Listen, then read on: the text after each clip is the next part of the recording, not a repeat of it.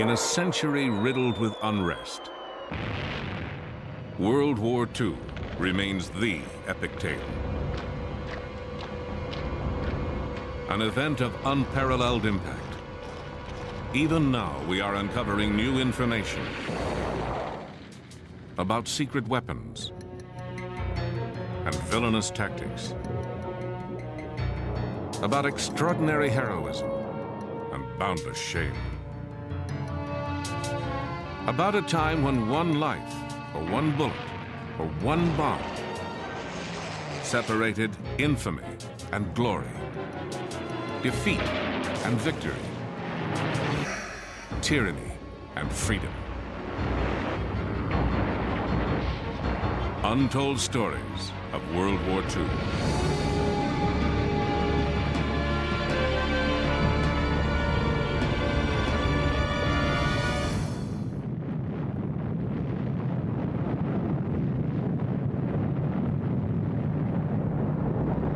On the 16th of July, 1945, a bomb exploded in the American desert.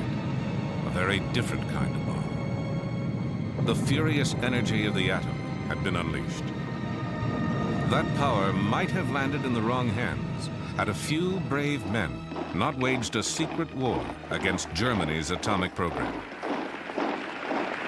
At the height of the Second World War, Germany's Nazi Party marched toward global domination, led by its ambitious, remorseless leader. Adolf Hitler had the will to conquer the world. All he needed was the weapon.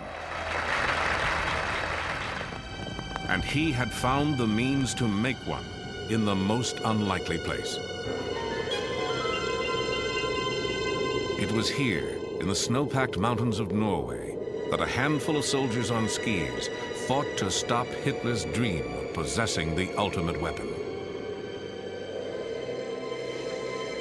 Old men now, they remember how they risked their young lives for the cause of liberty.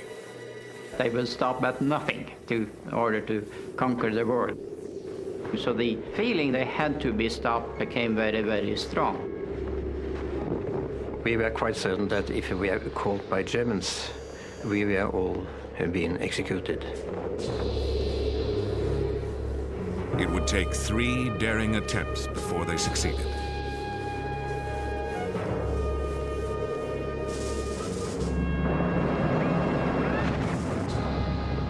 April 9th, 1940.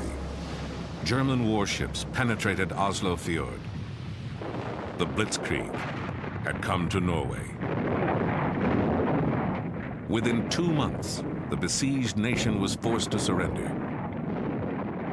Well, it took some time to realize it, actually, but when autumn 1940 came and the darkness came in over Norway, you suddenly realized that it was not the same Norway you had the year before. To understand it, you need to have the experience of being occupied. To live in an occupied country is the most distressing thing you can do.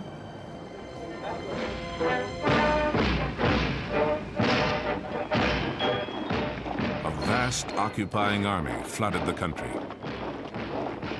The Nazis now controlled all aspects of Norwegian life. No, actually a war between each Norwegian and each German. We had to do the best out of it. I think that was the common opinion. Inside, of course, most Norwegians hated them. They introduced Gestapo in Norway when they understood that the resistance was coming. Started arresting people, torturing people, killing people, etc., etc. And then we suddenly understood what an occupation meant to the people.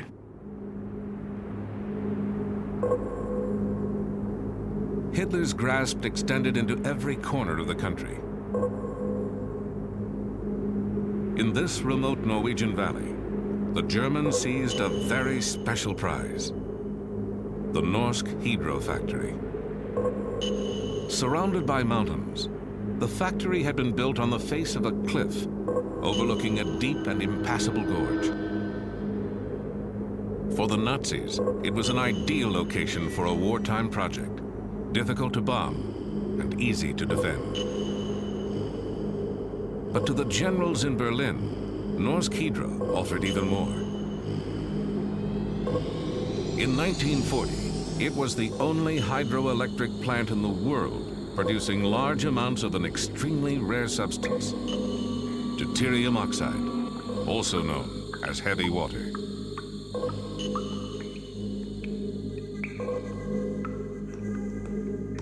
As soon as they took control of the plant, production went into high gear.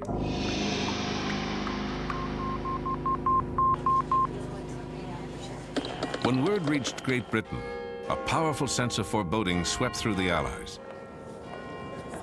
As the most likely target for a German A-bomb, Britain faced the greatest peril.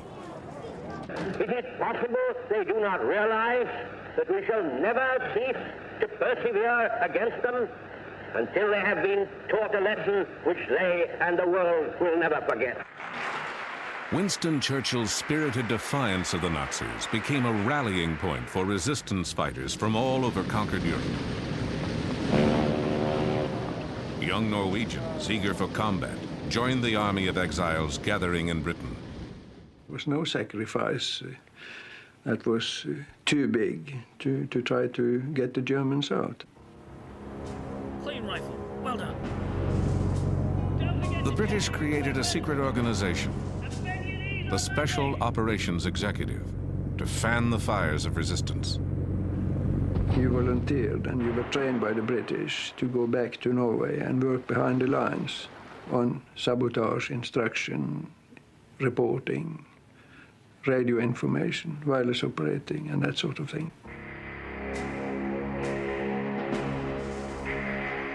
A few young resistance fighters would return to Norway undercover, armed with a plan to destroy the heavy water factory. They were country boys and city kids, engineers and outdoorsmen, university students and career soldiers. Shock troops in a clandestine war against Hitler's A-bomb. They would become legends in their homeland. And some of them would even star in this 1948 movie, chronicling their real-life exploits. Scenes from this film give a revealing glimpse of the daring mission. October 18th, 1942. 4 of the men returned home in a dangerous night parachute jump. Their mission, to guide a British explosives team to the heavy water plant. When we were leaving for the dropping zone, you felt that some of the people sending you didn't expect to see you once more. So we had to more or less to cheer them up and say it's not this easy to get rid of us. We will be back. Just wait and see.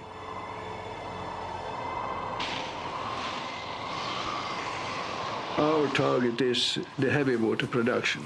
That was all. They said it's important and we have to destroy it. I knew that heavy water was important for the German weapon production, but in which way, I had no idea. The commando's first objective was to establish a secret landing field on the Hardangervidda, a huge plateau north of the factory. Crossing that bleak expanse, the Norwegians took over an empty cabin and made radio contact with England. The operation could begin. For the first sortie, the British sent a force in gliders towed by bombers, a plan that needed clear weather. But over Norway, clouds, winds, and snow had cut visibility to near zero. For the Norwegians on the ground, the flight had become a disaster waiting to happen. I tried to get connection with England and warn them, but at that time it wasn't possible. And then suddenly I heard interference in my headphones, and I knew they were not far away. And Shortly after, we also heard the engines of the aircraft, and it came dead on us, passed over us, and disappeared. After about half an hour, the next plane with a glider came, and it came right to us correctly, turned, and went away. The British troops never arrived at the rendezvous point. We got a message from London that both gliders in one of the Halifaxes had crashed in the mountains. So that was the end of the freshman operation. It was a complete disaster. The soldiers who survived the crash were rounded up and executed. The Allies' secret war against the heavy water factory was now exposed. To avoid detection, the commandos withdrew deeper into the Hardangervidda. For weeks, perhaps months, they would have to live off a land where little existed but snow and ice. When this mission on the gliders failed, we had actually no supplies for further stay in the mountains. So we were dependent upon reindeer. But at that moment, there were few or no reindeer at all in our area because of the wind directions. It was so very difficult to get to the reindeers. But the day before Christmas, Jens, he shot the reindeer. Jens learned that if you take the stomach of a reindeer, you get vitamins from the reindeer moss. So we cut up the stomach and took out the reindeer moss or the contents and mixed it with blood and everything and made a nice porridge mixed with brain. And we were eating it, and it probably saved our lives. So Christmas Eve, we had a real fine party.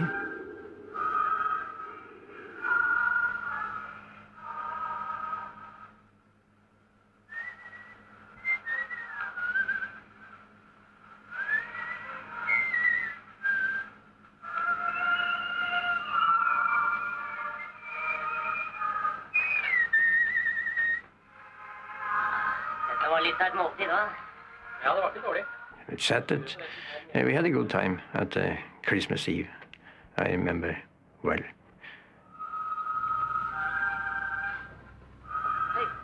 You know your comrades outside and inside. Do you know what he is going to say before he opens his mouth? They had endurance. They had a will to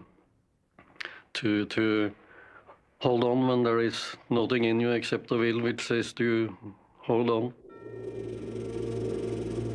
They would have to hold on through the darkest months of winter.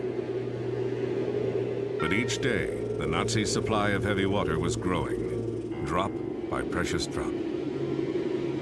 London had to make a move. A second Norwegian squad, specially trained in explosives, would drop onto the Hardangervidda and join their comrades in an assault on the heavy water plant. February 16th, 1943. Under cover of night, the 6 new men landed. Now the commandos were ready to strike a blow against Hitler's A-bomb, if they could penetrate the factory's formidable and deadly defenses.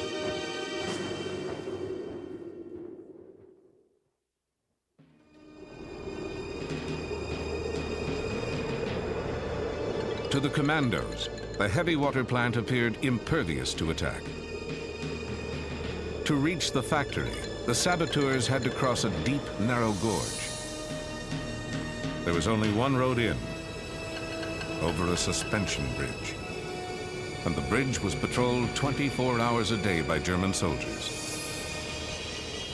Any direct assault would be doomed. But the chasm itself, with its steep, icy wall, lay unguarded. Some of us said we thought it was rather impossible to cross that gorge, but it was decided that one should go down and find out. In daylight, I went down into the valley.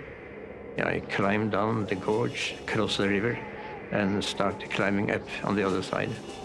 And then the same way back, up to my friends, up in the mountains, and told the fact that it was possible to cross the gorge.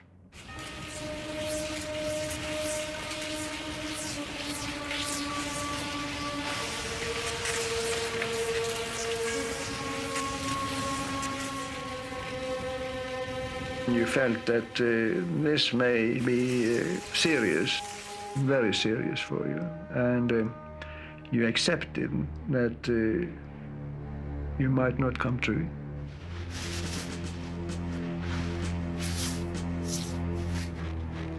And we climbed down the river and up on the other side, and our plan was to get in position for the attack by 11:30, because at 12 o'clock at night there was a guard shift down on the suspension bridge.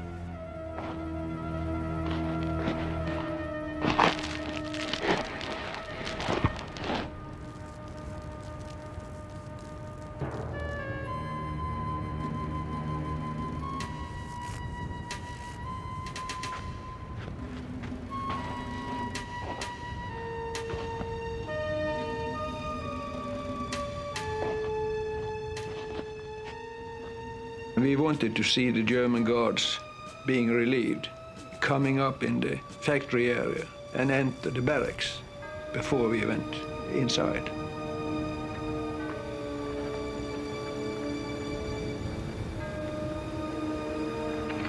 We all thought we would be discovered when we forced the gate, but nothing happened. Two of us carried a full set of charges. In case one should be shot, there should always be reserve. The task for the demolition team: to attach explosives to the heavy water cells located in a basement room. Meanwhile, their comrades on lookout waited. Each passing moment increased the chance of discovery. If we had been discovered, I knew that during such circumstances, you will have to act. So they shoot.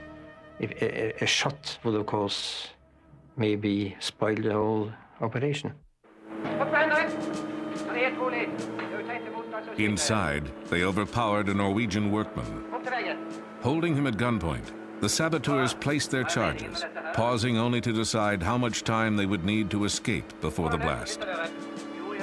Suddenly, they were interrupted by their captive.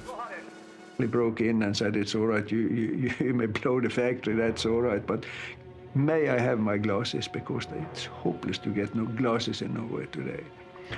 And you would have thought that you probably said, "Damn your glasses, you have no time for looking for glasses."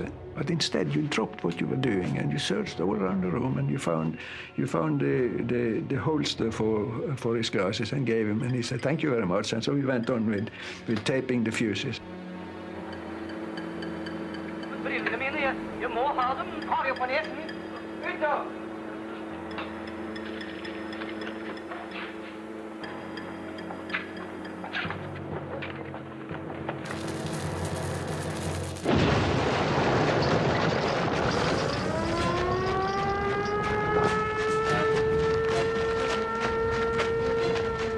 So far, they had beaten the odds. Now the commandos had only seconds to make their escape. And after a few minutes, 1 minute, maybe 2 minutes, they were there with us on the railway line. And we ran the same way back as we had come in.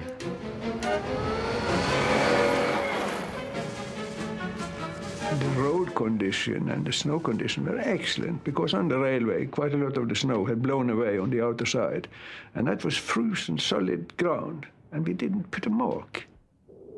So everything was actually on our side.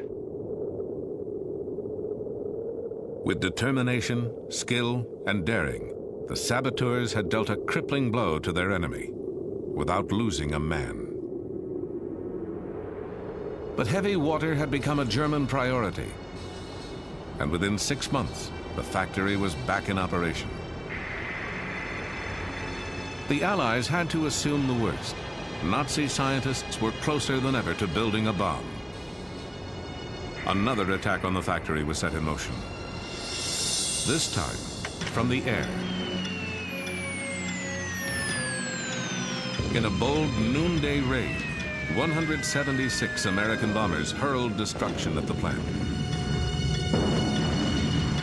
The raid damaged factory buildings and killed civilians in a nearby shelter. But the heavy water, secured in the basement, went untouched.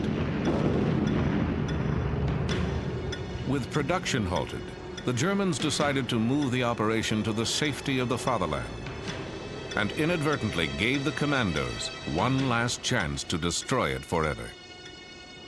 We had got information from London that the Germans had planned to take down the remaining heavy water. Team members secretly scouted the route. The heavy water would be loaded onto railway cars and taken by train to Lake Tincha. Here, the cars would go aboard a passenger ferry for the 2-hour trip across the lake.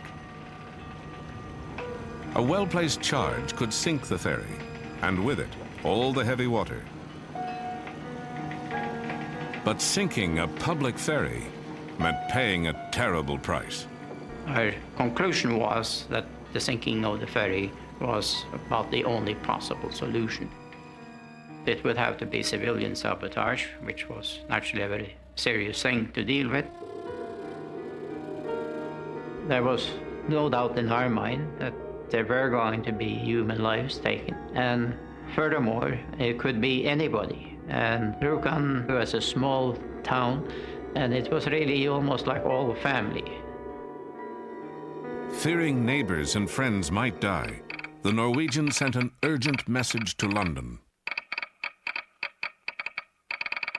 The British reply was immediate and uncompromising. It has been talked over, and the conclusion is the heavy water has to be destroyed. Good luck. And when you get such a message from London, you have to do it. Not to be drastic, but anybody in my family was scheduled to go on that ferry. I couldn't do anything about it.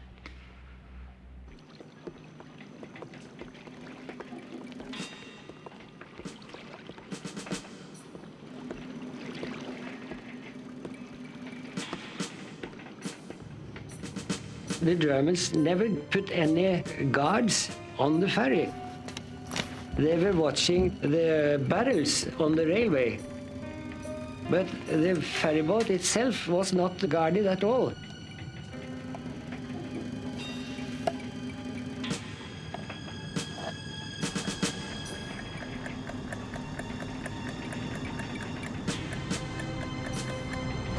At 10 o'clock on a quiet Sunday morning, the ferryman cast off from the dock on schedule.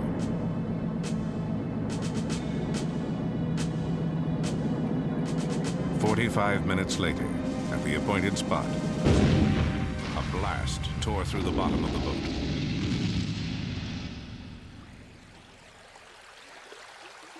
It was a very, very hard blow, and the ferry rapidly rose. And the cargo on the ferry, they were railway wagons, you see, so they rushed down and tilted the ferry still more. Within moments, the mortally damaged ferry had sunk beneath the surface, carrying with it innocent passengers and Nazi Germany's atomic ambitions. The heavy water being on board went down with the ship, and it's still on the bottom of the Tincha Lake.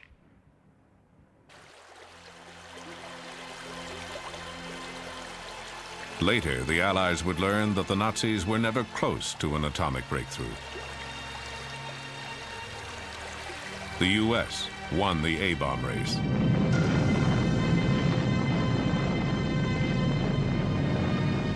Within months of the German defeat, America dropped the first atomic bomb. But in the Allies' hands, the bomb helped to win a war, not perpetuate one. If Hitler had the bomb, he might have used it to devastate the world.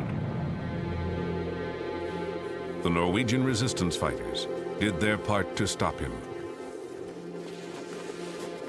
Their mission was one of the greatest feats of sabotage in military history, something that had to be done at all costs, and was.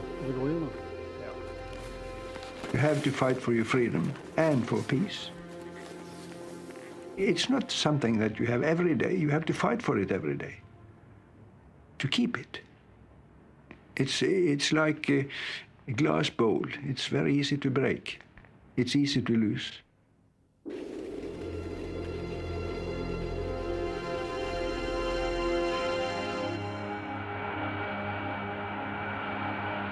Half a world away, on December 7th, 1941, Americans learned the cost of freedom when Japan devastated Pearl Harbor. That sneak attack included the stealth weapons of their day, midget submarines. They were sleek, deadly, and until now, consigned to history.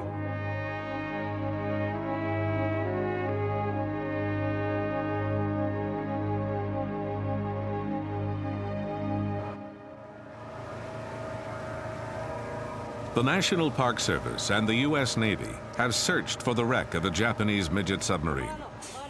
An hour before the Japanese savaged Pearl Harbor, a U.S. destroyer sank the tiny vessel. The encounter could have warned American forces that bombs and torpedoes were about to rain on Battleship Row, but it did not.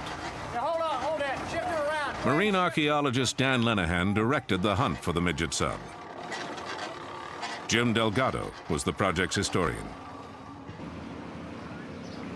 Their collaboration grew out of earlier research below the surface of Pearl Harbor. They searched for evidence of a bygone conflict, a battle waged underwater by 5 midget submarines. One sub played a special role. And what's particularly exciting about the midget sub that's outside the entrance is it would have represented the first exchange of hostilities between the United States and Japan in World War II. And because remember that this sub was sunk an hour before the planes attacked Pearl Harbor. An incredibly important, significant find if we could do it. The search for the midget sub focused on a square mile of debris-laden bottom.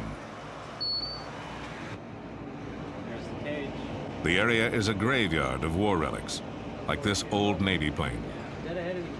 1,000 feet down in the darkness, everything begins to resemble a sub. But what they're looking for is 80 feet long and 6 feet across. It carried 2 torpedoes and was manned by an officer and a navigator. They were going to come on in, sit and wait, and then when the attack occurred, when the planes came in, when all hell broke loose in Pearl Harbor, they would surface, fire their torpedoes, wreak as much havoc as they could, swing around Ford Island, head back on out, and then rendezvous with their mother subs to be taken back to Japan. The mother ships moved into position off Diamond Head before midnight, December 6, 1941. They arrived ahead of the Imperial Navy Task Force. Each mothership had a midget sub strapped to its hull. The larger craft would release the midgets before dawn and retrieve them after the attack. But the tiny vessels would never return from the battle, a clash of giants that had been brewing for years. A long series of brutal attacks upon From Manchuria to French Indochina, in less than a decade, Japan had rolled up a long list of conquests across Asia. Despite an Allied embargo on war materials, she was growing stronger. By late 1941, the vast resources of Southeast Asia lay before the rising sun. Their only protection, a scattering of British and Dutch outposts, and the U.S. Pacific Fleet. I think there was a general sense that the war would break out. I don't think anybody expected that it would take place here at Pearl Harbor. Successfully surprising an island fortress 4,000 miles away also seemed impossible to Japanese leaders. But Admiral Isoroku Yamamoto convinced them this daring raid was the only way to disarm the sleeping giant. Japan had to smash America's Pacific Fleet, even if that meant attacking its home base in Oahu's natural harbor. Japanese pilots trained hard through the fall of 1941. So did the crews handpicked to pilot the midget subs, the fastest boats of their kind. Soon, they would have mass murder in their hearts.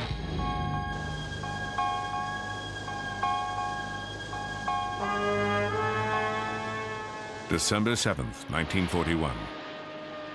As Oahu slept, the Japanese task force brought 350 attack planes into striking distance of Pearl Harbor, just 200 miles away. In Washington, military intelligence teams had broken Japan's diplomatic code. They knew an armada was somewhere in the Pacific, but they did not know its destination. Near Diamond Head, dawn was approaching. The Japanese mother subs surfaced to release the midget submarines. But something went wrong. At 6:30 a.m., a seaplane pilot and a freighter crew reported a strange sub approaching Pearl Harbor. The captain of a nearby destroyer, the USS Ward, realized intruders were trying to penetrate the fleet's defenses. His gunners opened fire. The midget sub began sinking in 1,000 feet of water. Depth charges finished her off. The Ward reported the sinking twice. But before notifying Pacific Fleet Commander Husband E. Kimmel, District Headquarters waited 30 minutes. The delay was all the attackers needed.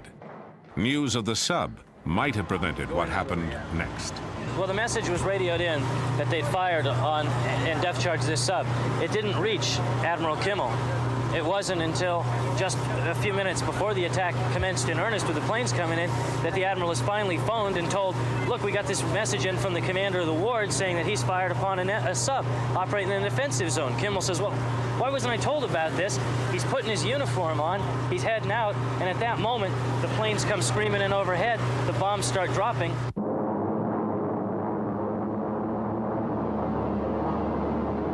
At 5 minutes to 8, 40 torpedo planes roared over Ford Island, bearing the mark of the rising sun. Accompanying them were 51 dive bombers, 49 high-level bombers, and 43 fighters. American sailors thought they were seeing a practice drill. Bombs and bullets found them eating breakfast, ironing uniforms, or staring into the fatal sky.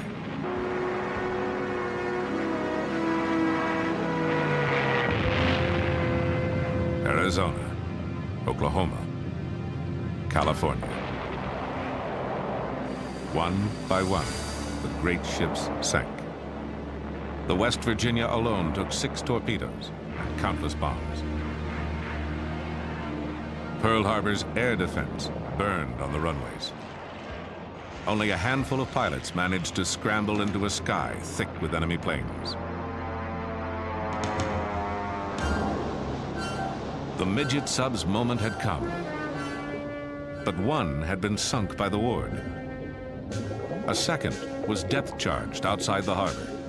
Of the 3 that remained, 2 posed a threat to Battleship Row. Between waves of attacking planes, Sub 3 fired a torpedo and missed. Moments later, it was rammed and depth-charged by a destroyer making for the open sea. Sub and crew hit bottom. Overhead, the Japanese continued their assault.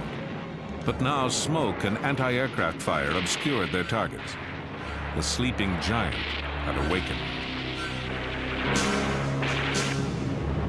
Ripped by a bomb that set off an ammunition magazine, Battleship Arizona blazed toward her doom. Survivors staggered into waters aflame with burning oil. Japan's brilliant, relentless attack had killed more than 2,400 Americans and crippled most of the U.S. battleships in the Pacific.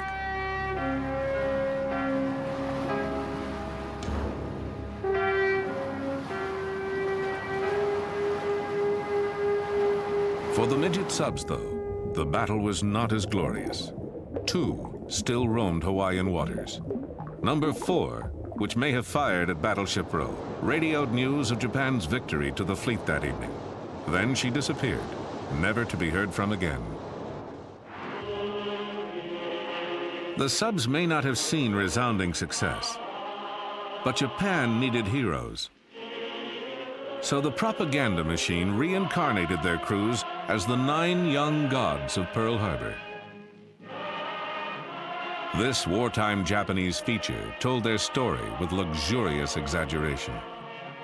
In truth, quarters were cramped and reeked of battery fumes.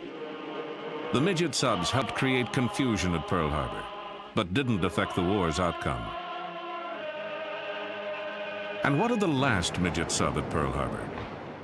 Commanded by Ensign Kazuo Sakamaki, it suffered a fate worse than sinking. On December 8th, as President Franklin D. Roosevelt called for war, Sakamaki's sub washed up on the far shore of Oahu, undone by a faulty gyroscope. His submarine wouldn't function right, so he drifted all the way around the island to the opposite end and then around, and went ashore on the morning of December 8th at Bellows, where he and the crewmen assigned to the sub tried to blow the ship up. It didn't work. They jumped into the water. The crewmen drowned, but Sakamaki washed ashore and became the first prisoner of war that the United States captured in the war in the Pacific. POW number 1. Sakamaki spent the war in prison.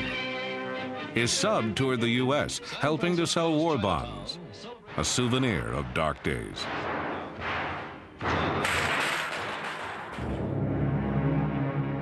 At war's end, after throwing its all at U.S. forces, Japan let slip a new weapon of terror.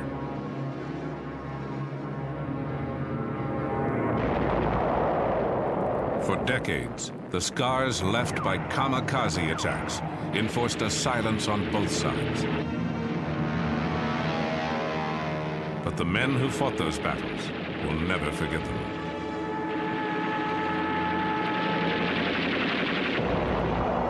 (1944). Japan, its back to the wall, made a final fanatic effort to stave off defeat. In an act incomprehensible to Americans, the Empire ordered thousands of men to certain death. Before an attack, pilots drank a toast of sake, a warrior's welcome to the death that awaited. They were kamikaze, named for a typhoon that saved Japan from Mongol invaders. Some were veteran pilots. Many were idealistic students, eager to die for their nation's glory.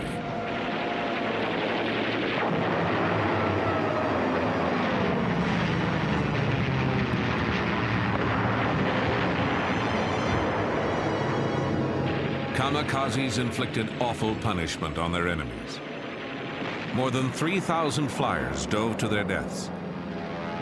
They sank 57 ships and damaged more than 300 others.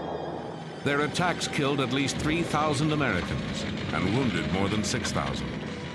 The kamikazes were the deadliest weapon ever launched against the U.S. Navy, so frighteningly effective that their existence was initially kept secret from the American public.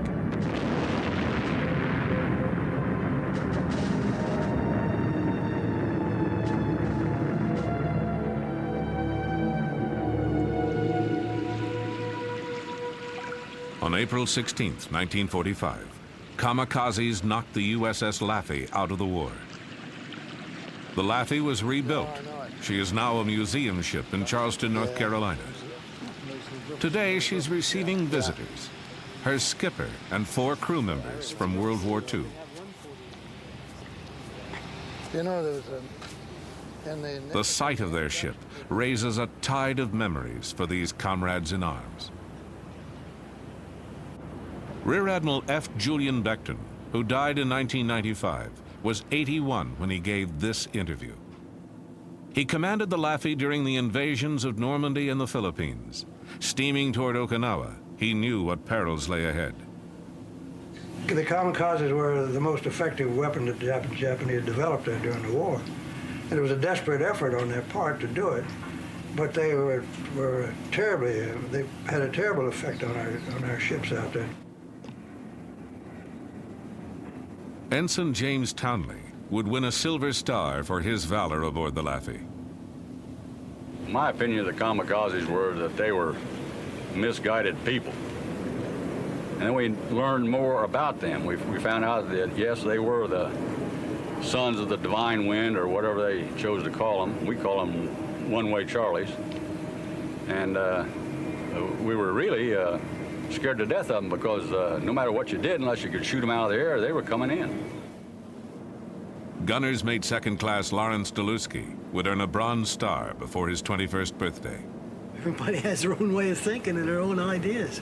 And their ways didn't suit us. I certainly didn't feel as complacent as I feel now 45 years later. At that point, I was ready to kill them all.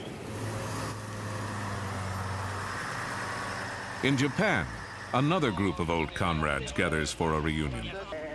These men were once the elite of the Japanese kamikaze corps, the Thunder Gods. They should be long dead, but they survived. Some because they flew fighter cover, others because seniority kept them out of combat to await America's invasion of the homeland.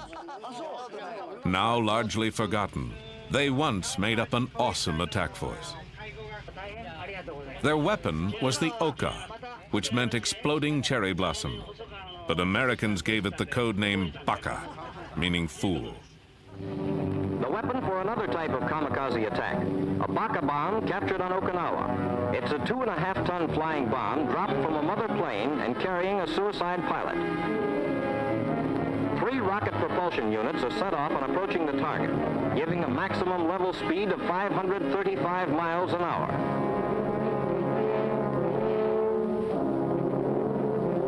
Baka's punch is an armor-piercing 2,600-pound warhead.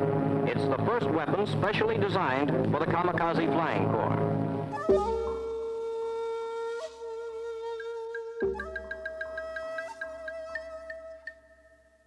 Reserve Lieutenant Hashiro Hosokawa was a senior member of an Oka squadron. じゃあもう簡単に言うと、同じ死ぬにも犬死にという日本の言葉があります。 There is a Japanese word, inujini, die like a dog, meaning die in vain. It is a wasteful death without honor. When I became a pilot, the situation was already so bad that fighting in an ordinary way was no use. We were chosen as elite pilots. Each of us received a headband and a dagger. We thought it was a privilege granted only to the members of the human torpedo unit, the elite Oka Corps, and that we would die gloriously.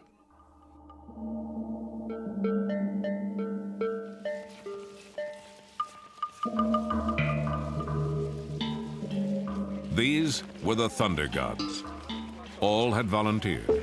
All were ready to die. Each year, they gathered to pray for their fallen comrades. Commander Kunihiro Iwaki was vice commander of the Corps. 海軍の伝統としましてね。 The war situation was going so badly for Japan at that time that we realized that any semblance of normal military tactics could not possibly succeed. And we had to do the unthinkable or the incomprehensible in terms of the military acts in a last-ditch attempt to primarily get the American aircraft carriers. Given that situation, the men realized they had to become one with the bomb in that last final struggle. Lieutenant Morimasa Yunokawa commanded an Oka squadron. The thought of my death crossed my mind only for a fraction of a second. I was then thinking of only to serve. No matter how you try to understand how things were then, now in this peacetime, I don't think you can. A kamikaze could send a ship to its grave, but each flyer had only one chance for success. Pilots were supposed to aim for battleships and aircraft carriers, but destroyers and their radar gear were also targets. Aboard the Laffey, nervous sailors repeated tales of picket ships breaking in half and sinking immediately. The crew would always debate where is the safest place to be. That was always the big talk. Where is this? Is it safer to be below, or is it safer to be on deck, or in the bridge, or wherever? They all had their own theories about where was the safest place. Of course, there was no safe place.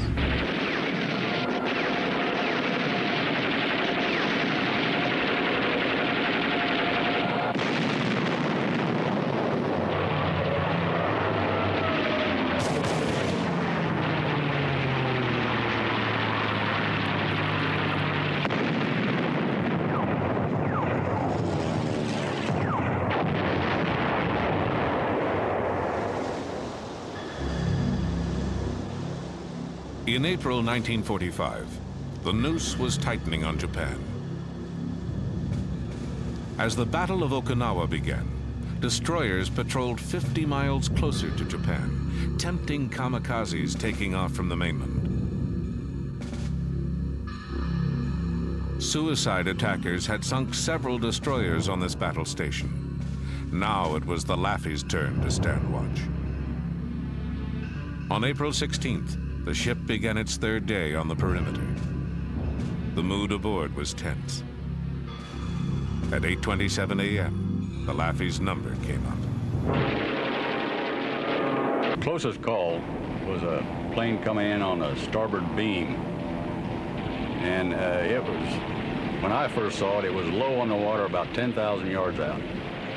I figured it was about eight seconds away from certain death unless the gunners got it. And our Mount 52, which was just forward of the bridge, was firing at it and firing fast. I noticed that the bursts were just off, just missing him. So I just moved it, and the next one went right into his, hit him right in the nose, and just blew him up. And that one was the one that would have gotten us all. And it just literally disintegrated. And everybody heaved a big sigh of relief. And just after that, then here came one in out of the sky on the port side, and one came in low on the water on the port quarter, and we were at it all over again.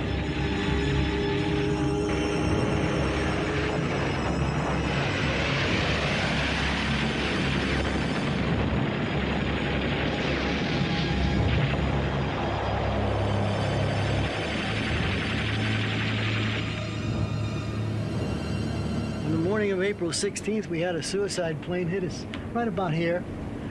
It hit with enough impact so that this gun was blown up, canted upward at more than a 45-degree angle.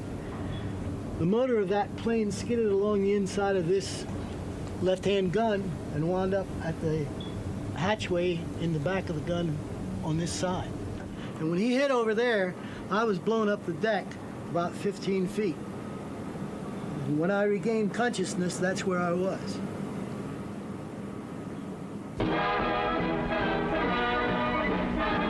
Ripped from stem to stern by the attacks of Jap suicide pilots off Okinawa, the destroyer USS Laffey comes home. The Laffey was struck with everything in the Jap book. In the savage attempt to finish her off, 22 suicide pilots roared over her. 7 bomb-loaded planes crashed on her decks. The final score was 9 enemy planes shot down by the Laffey. But 32 of her brave men were dead or missing, and 60 were wounded. In the words of her skipper, Commander Beckton, she was truly the ship that would not die. Flying conventional aircraft, kamikaze pilots caused terrible damage. But the Oka Corps never really got a chance to affect the war's outcome. The bombers that carried the Okas were slow, and American fighter pilots shot down most of them before they could release their deadly cargo. By war's end, Hosokawa was his unit's only surviving officer. He found the transition to peacetime troubling. それからちょうど台風眼の中にいちゃったんじゃないかと。 All of a sudden, the war was over, and I had the feeling of someone who had been in the eye of a typhoon. And suddenly the typhoon is gone. The weather is clear and beautiful. No one, nothing is left but myself. And the feeling is, why? It's a very strange feeling that I cannot understand. why the typhoon spared me. We're thankful, dear Father, that you saw us through these difficult days. They were doing Dear Father, we will what they felt was right, just as we were doing what we felt was right. It had to be. How else could you put your life on the line for something you didn't believe in? preserve this ship and for the cause of freedom. We ask, dear Father, that their memory continue with us always.